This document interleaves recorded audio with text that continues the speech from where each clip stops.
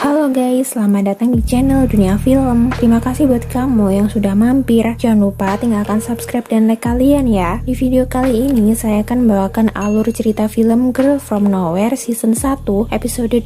Simak alur ceritanya sampai habis ya. Film dibuka dengan 3 siswa yang sedang bermain basket. Ketiga siswa ini sedang membicarakan murid baru di sekolahnya yang sangat cantik. Karena penasaran, mereka bolos latihan basket demi melihat murid baru tersebut. Murid baru itu adalah Nano. Di episode 2, Nano kembali menjadi murid baru di sekolah lain. Sayangnya, aksi bolos latihan mereka diketahui oleh pelatih sehingga mereka dihukum. Ketiga siswa tersebut adalah Hawk, Chit, dan Neo. Mereka adalah anak basket yang banyak penggemar di sekolahnya. Dan disinilah si Nano nari-nari gak jelas ala tarian jamet di bawah tiang bendera. Mungkin si Nano ini suka sekali banyak pria yang mengejarnya dan banyak murid perempuan yang iri padanya. Singkat cerita, Nano memiliki teman dekat di kelas yang bernama Itim dan Teo. Suatu ketika, Hawk mendatangi Itim untuk memberinya coklat. Awalnya, Itim senang karena mengira Hawk memberikan coklat hanya untuknya. Tapi ternyata coklat itu adalah imbalan agar Itim memberikan coklat yang satunya lagi kepada Nano. Itim kesal karena merasa pria-pria yang mendekatinya hanya memanfaatkannya agar mereka bisa dekat dengan Nano. Itim lalu memberikan coklat pemberian Hawk kepada Nano, tapi Nano menolaknya dan memberikannya kepada Itim. Namun Itim juga menolaknya dengan alasan ia tidak suka makan sisa orang lain. Nano mengatakan kepada Itim, jika mungkin alasan sebenarnya Itim tidak mau makan coklat adalah karena Itim gendut dan ingin diet. Karena ucapan Nano membuat Itim semakin kesal, Itim meninggalkannya tanpa ucapan apapun. Scene beralih memperlihatkan Teo dan Itim pulang sekolah bersama. Tiba-tiba 3 siswa pemain basket menemui mereka. Siapa lagi kalau bukan Hawk, Chit, dan Neo. Mereka memberikan tiket konser band Jepang kepada Itim dan Teo. Lagi-lagi mereka tidak memberikan tiket itu dengan tulus. Tiket itu sebagai imbalan agar mereka mau mengajak Nano ikut pesta kecil-kecilan di rumah Hawk. Sebenarnya mereka memiliki niat jahat untuk membuat Nano mabuk dan menikmati tubuh Nano saat Nano pingsan. Ini membuat Teo dan Itim kesal kepada Hawk dan teman-temannya karena merasa hanya dimanfaatkan. Awalnya hanya Itim yang merasa muak dengan keadaan di mana pria yang mendekati mereka sebenarnya hanya ingin mendekati Nano. Keesokan harinya saat Nano baru tiba di sekolah, ada sepucuk mawar putih di atas mejanya. Mawar itu dari Hawk. Namun Nano justru merusak mawar itu dengan meletakkan tas sekolahnya di atasnya. Teo merasa penasaran dengan perasaan Nano dan menanyakan apakah Nano benar-benar tidak menyukai Hawk. Tapi Nano justru bertanya balik kepada Teo apakah ada yang ia sukai. Nano juga mengatakan bahwa ia tidak menyukai bunga mawar dan membiarkan Teo mengambilnya jika Teo menginginkannya. Itim yang duduk di sebelah Nano semakin muak dengan Nano dan mulai membicarakan Nano di grup sekolah jika Nano penuh dengan kepura-puraan. Sepulang sekolah, Teo dan Itim berniat mengunjungi kafe baru. Teo juga tidak lupa mengajak Nano. Tapi sebelum berangkat, Neong mendatangi Teo. Neong meminta Teo mengajarinya karena besok ada ujian. Tapi saat belajar, Neong justru tidak fokus kepada apa yang dijelaskan Teo. Neong justru memandangi Nano. Teo yang mengetahuinya mulai kesal kepada Nano dan mengunci diri di toilet. Itim segera datang berniat untuk menenangkan Teo yang menangis di toilet. Tetapi karena Teo terlanjur kesal, ia tidak ingin diganggu oleh siapapun. Hingga akhirnya Teo keluar dari toilet dan mengatakan kepada Itim jika ia ingin menonton konser band Jepang dan menyetujui akan bawa Nano ke pesta di rumah Hawk. Scene selanjutnya memperlihatkan Nano, Chit, Teo, Itim,